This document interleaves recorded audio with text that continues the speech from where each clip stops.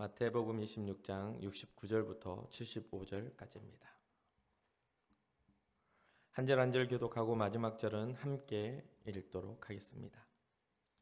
베드로가 바깥 뜰에 앉았더니 한 요종이 나와 이르되 너도 갈릴리 사람 예수와 함께 있었도다 하거늘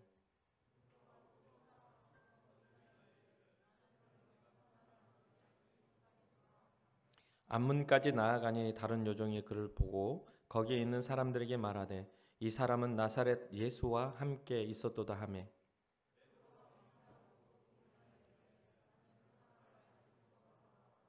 조금 후에 곁에 섰던 사람들이 나와 베드로에게 이르되 너도 진실로 그 도당이라 내 말소리가 너를 표명한다 하거늘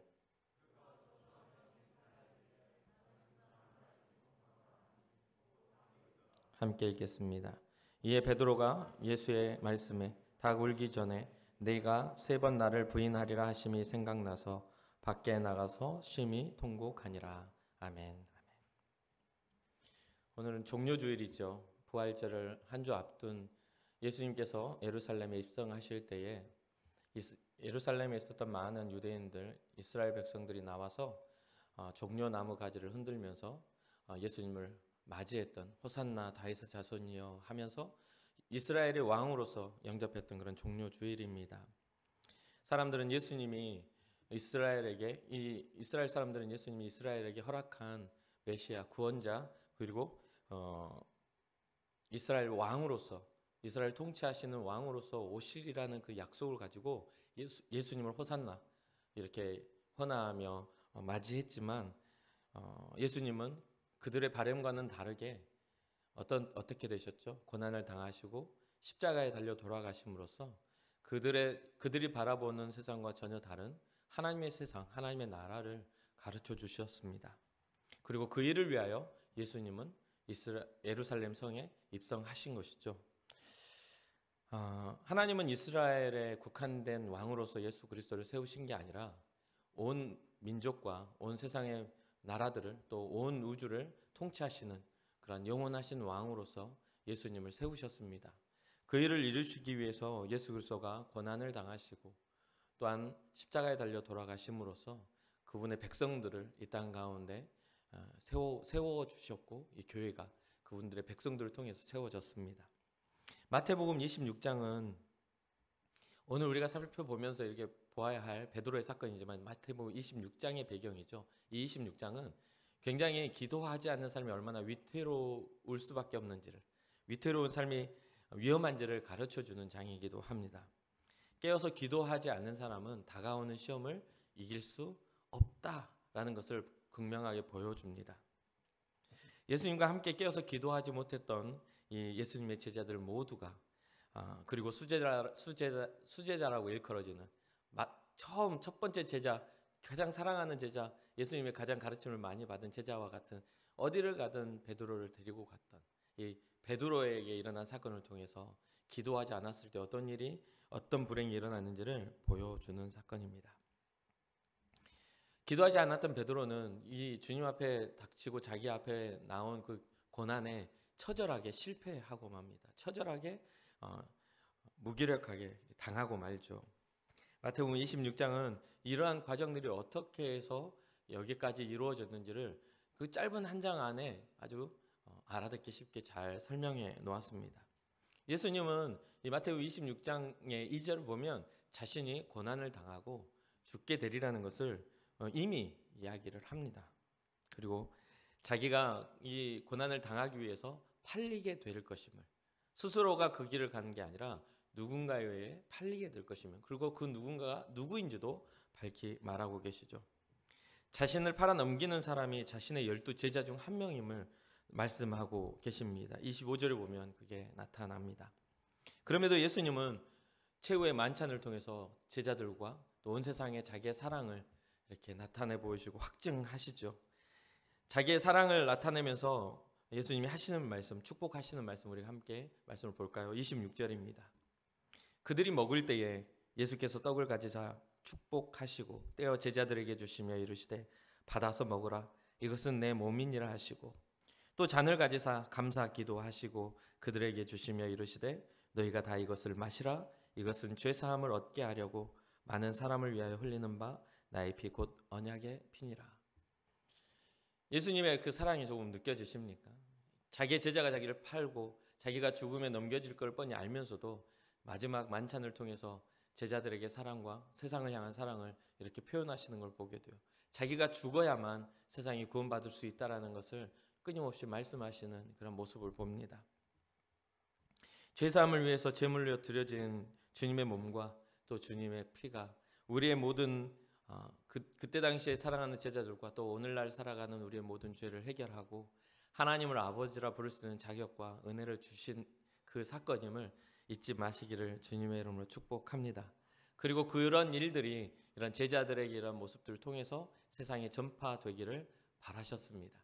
주님의 몸과 주님의 피를 통하여 주님의 희생과 주님의 고난을 통하여 우리 인류가 죄사함을 받게 되고 하나님 앞에 용서받을 수 있게 되었음을 세상에 전파하시기를 바랬어요. 그래서 한 사람이라도 더 주님 앞에 구원받기를 우리 주님은 바라고 계십니다. 지금 또한 여전히 그런 마음으로 우리를 위해 중보하고 계시는 분이 우리 주님이신 줄 믿으시기를 바랍니다. 주님은 이런 죽음 예고에 예수님이 이제 죽는다, 고난당하고 죽는다는 예고에 베드로가 어떤 반응을 하게 됩니까? 33절입니다.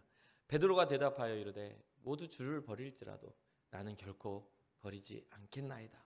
이렇게 이야기를 하죠. 그리고 34절에 예수께서 이르시되 내가 진실로 내게 이르노니 오늘 밤 닭 울기 전에 내가 3번 나를 부인하리라. 베드로가 이르되 내가 주와 함께 죽을지언정 주를 부인하지 않겠나이다 하고 모든 제자도 그와 같이 말하니라. 그러니까 주님의 그런 죽음 예고에 베드로는 절대 그렇게 될 수 없다고. 죽을지언정 내가 같이 주님과 죽겠다고. 내가 함께 죽을지언정 주를 부인하지 않겠습니다라는 그런 이야기를 해요. 모든 제자도 그렇게 말합니다. 이랬던 베드로의 단어는 팔리시는 날 저녁에 그냥 탈로 나기 시작하죠. 예수님은 제자들과 이야기하신 후에 겟세마네 동산에 올라가셔서 이 기도를 하시는데 이 베드로와 세베대의 아들들 그 야고보와 요한도 다른 제자들은 그 동산 아래에 머물러 하시고 이 세 제자를 데리고 이제 겟세마네 동산에 올라가셔서 기도를 하십니다.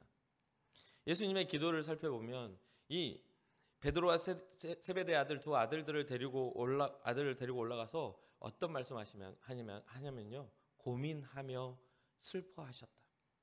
예수님의 사역을 보면 대부분 인생을 불쌍히 여기며 슬퍼하시는 일들이 있어요. 그들을 긍휼히 여기고 가슴 아파하시며 그 무지함, 인생의 무지함들을 보면서 굉장히 눈물을 흘리실 때도 있으셨어요. 그러니까 결국 예수님의 그러한 모든 슬픔과 눈물이 우리의 연약함, 우리의 무지함, 하나님을 알지 못하는 그 영적 무지함 때문에 슬퍼하고 고민하시고 괴로워하셨는데 이 겟세마네에서는 스스로가 고민하며 슬퍼하신 이유가 그 다음 38절에 이야기가 나옵니다. 이에 말씀하시되 내 마음이 매우 고민하여 죽게 되었으니 너희는 여기 머물러 나와 함께 깨어 있으라. 십자가 앞에 선 이 주님의 심정이 여전히 이렇게 분명하게 드러나는 것을 보게 됩니다. 주님의 그 십자가 앞에서의 그 죽음의 고통을 향한 그 인류의 어떤 모든 죄를 짊어지고 죽어야 하는 그 상황들이 얼마나 힘이 들었는지 주님의 그 심정들이 정확하게 나타나요. 상대를 염려하고 상대를 걱정했던 그 주님의 그 걱정은 지금 자신에게 집중됩니다. 자기의 죽음 앞에 자기의 사명 앞에서 괴로워합니다. 어쩌면 우리에게도 주어진 사명이 우리를 괴롭게 할 수 있죠. 정말 사명이 너무 가볍고 쉽고 즐겁다면 얼마나 좋겠습니까? 대부분 사람들이 자기가 좋아하는 것이 사명 되기를 바랍니다. 음악을 좋아하면 나는 음악의 사명을 가지고 있다. 또 뭔가 다른 어떤 것들을 가지고 있으면 그게 자기의 사명이어야 된다 생각하며 주님 제게 주신 이 달란트를 가지고 주를 위해 살겠습니다라는 그런 고백을 한 사람들이 꽤 많이 보았습니다. 여러분도 혹시 그러지는 않습니까? 여러분들이 잘하고 여러분들이 즐거워야만 갈 길이라고 여기고 있지는 않습니까? 예수 그리스도마저도 우리의 죄를 위해 십자가를 지시기 위해 고민하며 슬퍼하며 괴로워하며 죽게 될 만큼 힘들었던 그런 과정을 통해 주의 하나님 아버지의 뜻을 성취하셨음을 우리는 기억해야만 합니다. 여러분들이 가기가 껄끄럽다, 이건 힘들어요, 요즘에는 그런 표현들을 잘 하니까, 자기의 표현이 잘 되는 시대이니까 나는 이건 내 마음에 들지 않습니다 라고 하며 주님 앞에서의 사명을 쉽게 포기하는 그런 시대일 수도 있어요. 그러나 사랑하는 청년 여러분, 절대로 여러분들의 신앙에는 주님 앞에서 받은 사명 쉽게 포기하지 않는 신앙 되기를 주님의 이름으로 축복합니다. 주님이 자기 십자가를 지고 자기를 따라오는 자들에 대한 이야기를 하시잖아요. 여러분, 십자가는 무겁고 괴롭고 형틀이고 두려운 일입니다. 십자가는 힘든 일이에요. 단순히 힘든 게 아니라 벌벌벌 떨릴 일이에요. 그런데도요, 그게 사명이라면 가야 하는 게 주님을 따라가는 제자의 모습 아닌가 생각됩니다. 여러분들의 신앙에 있어서 그러한 사명 따라 살아가며 두려움 앞에서도 담대함으로 믿음으로 이겨낼 수 있는 은혜와 복이 있기를 주님의 이름으로 축복합니다. 하나님의 뜻을 이루기 위한 십자가가 얼마나 고통스럽고 괴로운 일인지 잘 보여주는 그런 모습입니다. 그러나 이러한 말씀을 하셨음에도 불구하고 제자들은 예수님의 이 말을 귀담아 듣지 않고 그 심정을 함께 공감하지 않습니다. 그 결과는 예수님과 함께 깨어서 기도하지 못합니다. 함께 깨어서 기도하지 못하게 돼요. 그게 내 일이라면, 내게 닥쳐진 일이라면 어떻습니까? 여러분, 진짜 나는 어쩔 수 없이 육신이 약해서 그냥 피곤하니까 어쩔 수 없이 좋을 수밖에 없어요. 난 너무 잠이 많은가 봐 라고 이야기를 해요. 너무 잠이 많은가 봐. 그런데 갑자기 병원을 갔는데 의사가 하는 말이 지금 이제 20살에 30살 정도밖에 안 했는데 그러면 여러분 가슴이, 심장이 여기서부터 여기까지 안 떨어지겠습니까? 그리고 의사가 심각한 이야기라면 집에 와서 나는 원래 잠이 많으니까, 나는 원래 게을러서, 원래 나는 하루에 8시간 이상은 잠자야 되니까, 그런 말 나올 것 같아요? 절대 안 나와요. 심각한 말, 이제 얼마 안 남았는데 어떡하죠? 빨리 서울로 한번 올라가라고, 이런 이야기 들으면 집에 와서 잠은커녕 아무런 생각이 안 날 거예요. 제자들이 잠들 수 있는 것은요, 주님의 심정을 1도 공감하지 못했기 때문입니다. 주님은 그럼에도 불구하고 마음은 원인데 육신이 약하구나 라고 위로해 주십니다. 그래서 그 위로를 들은, 오늘날 세대에 이 말씀을 들은 이 사람들은요, 이걸 굉장히 잘 써먹어요. 하려고 했는데 마음은 원인데요, 육신이 약해가지고 못했어요 라고요. 정말 그렇습니까? 여러분, 정말 그렇습니까? 여러분들이 취업하려고 간 회사에 그런 이야기를 해보세요. 누가 인정해 줄 수 있습니까? 여러분들이 뭔가 중요한 시험을 앞두고 한 20분 정도만 늦게 가보세요. 그걸 누가 인정해 줘? 피곤하셨나 봐요. 20분이나 늦으셨는데. 그래서 빨리 들어가요. 이렇게 말할 사람이 누가 있습니까? 인간적으로도 용납되지 않는 이야기들이 주님은 위로하시는 걸 보게 돼요. 너희 참 눈이 피곤하구나. 너희들의 마음은 있지만 육신이 연약한 것이구나. 끊임없이 염려와 걱정으로 병든 자들을 일으키시고 가난한 자들과 고아와 소외된 사람들을 품에 안아주셨던 그 주님의 그 끊임없는 배려를 여기서는 우리는 느껴야 돼요. 오늘날 우리가 핑계대기 위한 말씀으로 사용할 게 아니라 주님의 그 마음을 느껴야만 된다는 거죠. 여러분들의 인생에 있어서, 신앙에 있어서 마음은 원이었는데 내 육신이 약했어요 라는 핑계가 되지 않기를, 절대 일어나지 않기를 주님의 이름으로 축복합니다. 한 번 더 주님 마음 찢는 일이죠. 3번이나 내려오셔서 너희가 나를 위하여 함께 깨어서 기도해 줄 수 없냐라고 주님 물으세요. 그런데 그 3번 다 잡히시기까지, 팔리시기까지 제자들은 잠이 들어있어요. 아마 고민하고 슬퍼하시는 일에 제자들의 모습도 있지 않을까요? 여러분, 주님의 고민, 주님의 슬픔에 여러분 우리의 삶에 있지는 않을까요? 갖다 놓으면 나가고, 깨닫게 해서 교회로 데려와서 주의 말씀 앞에 갖다 놓으면 또 내 생각과 내 뜻대로 또 세상이 또 나가. 데려다 놓으면 나가고, 데려다 놓으면 나가고, 그러면서 마음은 원인데 육신이 약했었어요. 어쩔 수 없었어요 라고. 기도하지 못한 결과는 더욱 처참합니다. 예수님 베드로와 야고보와 요한이 자신과 함께 계속해서 하나님의 뜻을 구하기를 바랬지만 그들은 기도하지 못했어요. 그들이 깨서 기도하기를 바라신 그 이유, 예수님께서 기도하라고 말씀하신 이유가 이 십자가를 안 지게 해달라고. 야, 고난이 더 쉬워지게, 채찍에 맞는 그 횟수가 더 적게 해달라고, 그런 기도해달라고 주님이 지금 깨워서 기도하라고 하신 겁니까? 십자가의 길이 취소되기를 위해서 기도하라고 말씀해 주신 겁니까? 아니요, 주님의 말은 달라요. 시험에 들지 않게 깨어서 기도하라. 너희가 시험에 들지 않게 깨어서 기도해야 돼 라고. 그 고난 앞에 제자들의 실패를 주님은 염려하고 계시는 것을 보게 돼요. 세 번의 기도를 다 마치시고 이제 가룟 유다 자기의 제자를 통해서 팔리시게 됐어요. 그래가지고 팔리게 될 때에 이게 45절에 나온 26장 45절에 나온 내용이죠. 그리고 56절에 보면 주님을 위해 우리가 분하지 않고 주님을 위해 죽겠다 했던 제자들이 다 예수를 버리고 도망가게 됩니다. 다 도망가 버려요. 예수님은 이제 대제사장 가야바의 장인 안나스도 대제사장이죠. 이게 돌아가면서 이게 대사장직을 맡고 있기 때문에 이때 예수님이 팔리실 때는 대제사장이 가야바였어요. 근데 이 대제사장 안나스에게 먼저 끌려가게 됩니다. 요한복음 18장에 보면 그렇게 나와요. 거기서 이제 신문을 받으시다가 가야바에게 보냄을 받게 돼요. 대제사장의 뜰에 이렇게 가가지고 이제 예수님께서 높은 자리 교만한 눈을 가진 대제사장과 공회원들을 통해서 신문을 받으시는 사건이 나옵니다. 그들의 입술은 굉장히 매끄러워요. 그들의 말은 다 옳은 것처럼 들립니다. 그러나 예수님을 어떻게 하면 잡아 죽일까 하는, 흠을 잡을까 하는 그러한 마음으로 그들의 말은 거짓말을, 거짓 증인을 세우고 거짓말로 예수님을 이제 증거들을 찾게 되죠. 결국 누명을 씌우고 성경을 보면 신성 모독죄를 씌우게 돼요. 이스라엘 백성들에게는 신성 모독은 사형에 해당해요. 하나님을 모독한 거기 때문에, 신성을 모독한 거기 때문에 사형에 해당해요.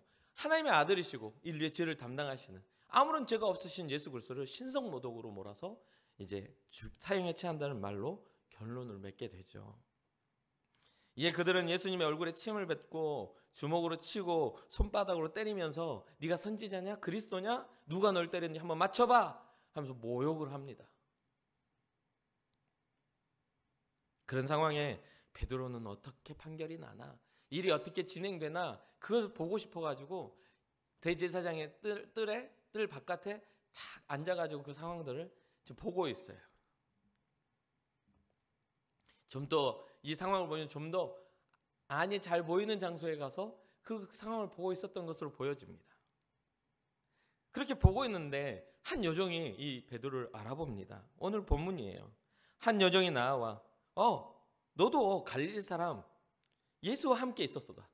이렇게 이야기를 해요. 너 갈릴리 사람 예수와 함께 있었던 사람이지? 이렇게 물어봅니다. 그러니까 이 베드로가 모든 사람들 앞에서 부인하면서 나는 내가 무슨 말 하는지 알지 못하겠다. 무슨 말 하는 거야? 이 모든 사람 앞에서 부인하고 말죠. 그런데 마태복음 10장에 예수님이 제자들에게 가르치신 내용과 이 상황은 굉장히 대조돼요. 어떤 내용을 가르치셨죠? 마태복음 10장 32절과 33절에 보면 누구든지 사람 앞에서 나를 시인하면 나도 하늘에 계신 내 아버지 앞에서 그를 시인하실 것이요. 누구든지 사람 앞에서 나를 부인하면 나도 하늘에 계신 내 아버지 앞에서 그를 부인하리라.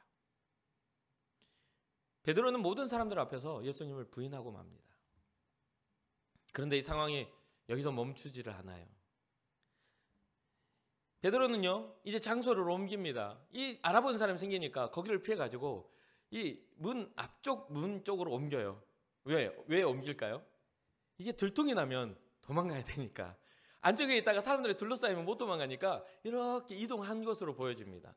쓱 하고 앞문 쪽으로 이동을 해요. 근데 거기에 있는 사람들에게 한 여종이 거기에 모여있는 사람들에게 다시 이야기를 합니다. 이 사람은 나사렛 예수와 함께 있었도다. 이런 이야기를 해요. 그러니까 베드로가 맹세하여 부인하여 나는 그 사람을 알지 못하노라. 맹세까지 해버립니다.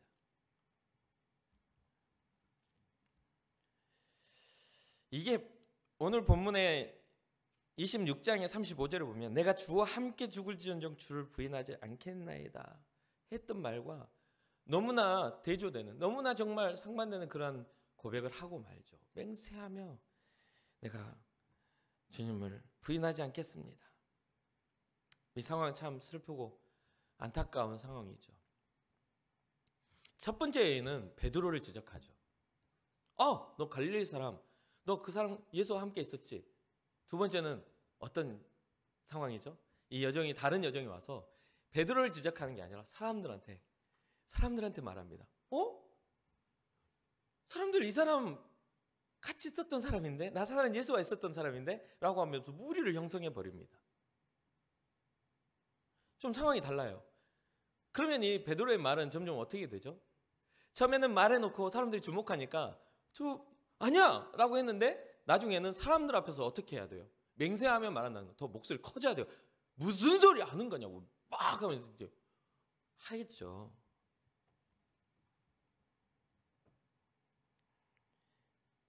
이에 베드로는 자신의 말을 사람들에게 믿게 하기 위해 더 큰 실수를 하게 되죠. 그런 모습을 보이게 되죠. 그렇게 저도 전라도 사람이라 이렇게 사투리 잘 안 쓰려고 하지만 흥분하면 나오거든요. 저는 흥분하면 나와요. 그런 것처럼 이 상황에서 베드로도요, 흥분하니까 나와. 그러니까 이 다음 세 번째 어떤 일이 일어나냐면, 너도 진실로 그 도당이라 하면서 뭐라고 하냐면, 네 말소리가 너를 표명한다라고 해요. 네 말소리가 너를 표명한다. 그럼 갈릴리 사람, 나사렛 사람 했는데 이 베드로가 갈릴리 사투리를 쓰는 거죠. 갈릴리 어부로 살아왔으니까 우리가 지역만 좀 달라져도 부산과 전라도와 충청도 말이 다 다르지 않습니까? 억양도 다르고 표현도 다르고 다르잖아요. 그러니까 베드로가 이 말이 너를 표명한다. 너 그 도당이구나, 너 일당이구나. 도당이라는 것은 같은 일행이구나 라는 뜻이거든요. 그러니까 베드로가 저주하며 맹세해버립니다. 나는 그 사람을 알지 못하노라. 저주하며 맹세해버려요.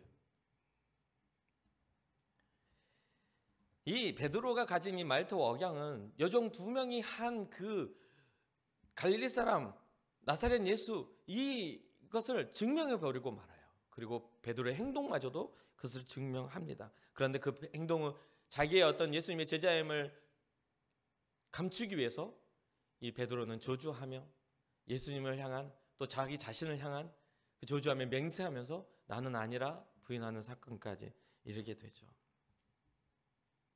참 이 내용은 어렵지 않은 내용입니다. 그냥 한번 읽어보면 다 알 수 있는 내용이에요.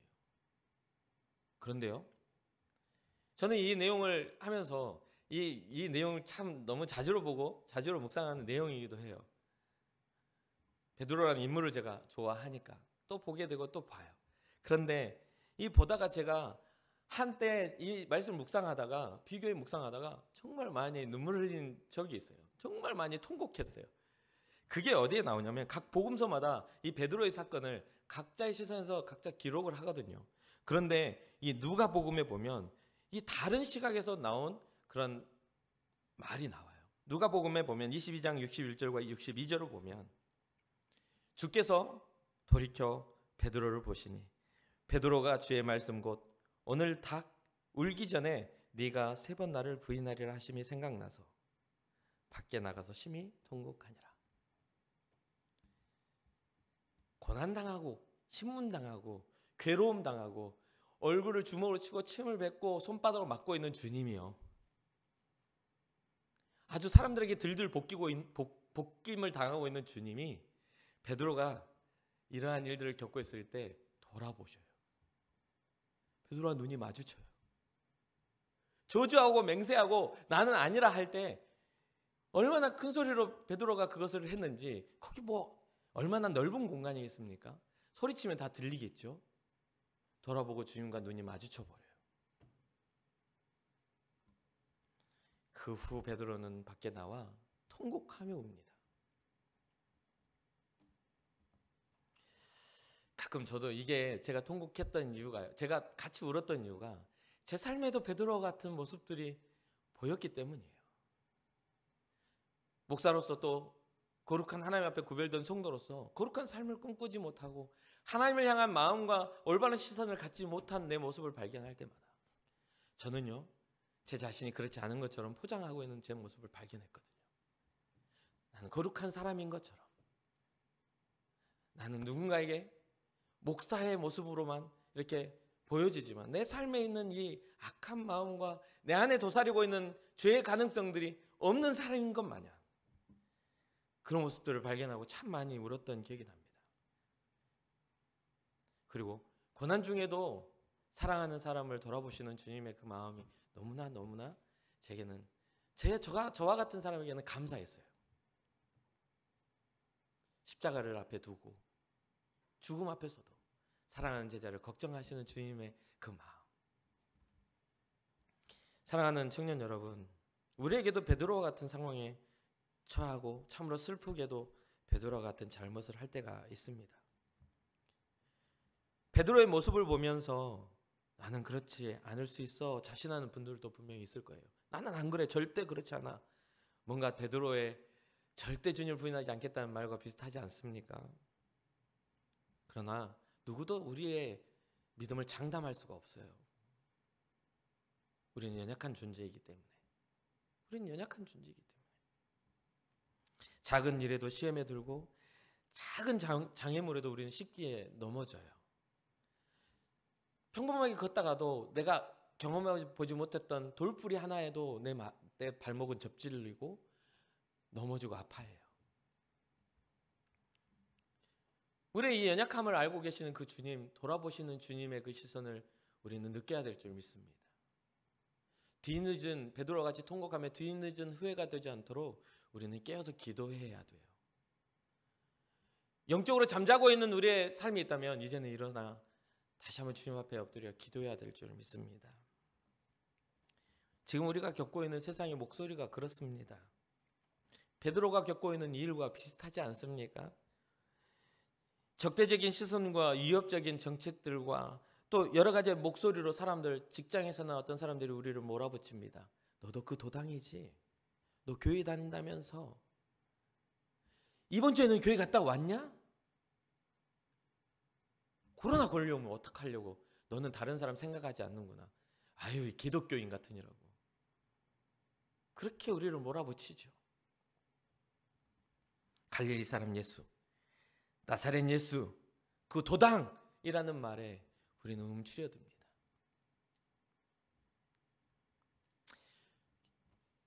예배하러 나온 여러분과 저에게는 독특한 모습이 있죠. 독특한 향기가 납니다. 그 향기는 바로 예수 그리스도의 향기이죠. 우리가 감추려고 들어도 주를 믿는 우리에게서는 자연스럽게 그 향기가 날 수밖에 없어요. 그런데 우리는 이 향기가 부끄러워 자꾸 그 냄새 안 나는 것처럼 내 몸을 감싸고 베드로와 같이 그런 것들을 부인하는 모습들을 우리는 가지고 있습니다. 사랑하는 청년 여러분, 예수님을 부인하기 위해 몸부림치는 우리 주님이 돌아봐 주심을 잊지 마시기를 주님의 이름으로 축복합니다. 뒤늦은 후회라도 통곡하며 주님 앞에 후회할 수 있는 베드로지만 결국 그것만으로는 완성되지 못했어요. 나중에 다시 부활하신 예수 그리스도가 찾아오셔서 베드로를 회복시켜 주실 때에야만 그가 바로 주님을 바라볼 수 있었습니다. 사랑하는 청년 여러분, 주님을 경험하시기를, 주님을 만나시기를 주님의 이름으로 축복합니다. 이제까지의 삶의 어떤 우리의 연약함들이나 너무나 익숙해서 소중하게 여기지 못했던 우리의 모든 그런 하나님 앞에서의 불신앙들, 모양은 신앙자이나 삶은 불신앙자와 같이 살았던 우리의 꿈 안에 주님이 있지 않았던 우리의 삶을 후회하고 회복하기 위해서는 우리 주님 우리에게 찾아오셔야만 합니다. 마지막으로 이제는 우리가 울 때예요. 하나님 앞에 엎드려 기도해야 될 때예요. 시험을 두려워하고 엎드려 기도해야 될 때가 아니라 시험이 다가와도 이기기 위하여 우리는 엎드려야 합니다. 세상의 많은 곳에서 많은 사람들이 주님 앞에 해야 할 기도를 잃어버렸다 할지라도 우리는 다시 한번 주님 앞에 우리의 마음을 다잡아 우리의 생명 되신 주님을 바라보고 주님 앞에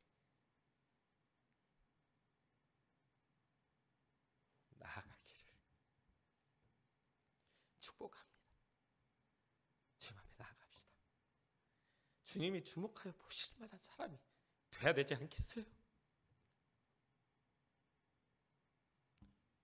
주님의 고난 앞에 우리가 무감각한 사람이 되지 않기를 소망합니다.